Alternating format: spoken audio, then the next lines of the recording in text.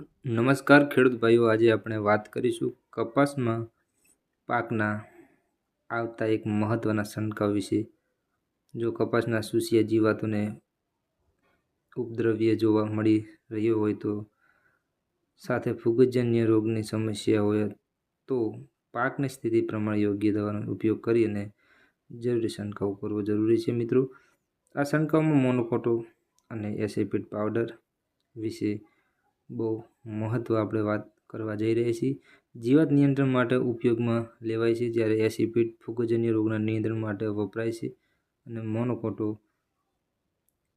કપાસના કોણપ અને સારા એવા વિકાસ માટે વપરાય છે। પરંતુ ખેડૂત ભાઈઓ, દવા વાપરતા પહેલાં તમારા પ્રોડક્ટના પેકેટ પર આપેલો ડોઝ, પાણીની માત્રા અને મિશ્રણ અંગેની સૂચના ચોક્કસ વાંચવી તેમજ આપણે સારી રીતે માહિતી આપણે આપવાના છીએ। દવા છાંટતી વખતે કપાસના પાનની ઉપર અને નીચે દવાનો છંટકાવ સારી રીતે થાય તેવું ખાસ ધ્યાન રાખવું જોઈએ, જેથી કરીને તમને 100% રિઝલ્ટ મળી રહે। સૌથી મહત્ત્વની આપણે વાત છે, ખેતરમાં જીવાત કે રોગની સાચી ઓળખ કર્યા પછી દવાનો ઉપયોગ કરવો જોઈએ। અને આવી જ કપાસની ખેતી ઉપયોગી માહિતી અને નવી અપડેટ્સ માટે આપણી ખેડૂત ભાઈ ચેનલને સબસ્ક્રાઈબ કરજો।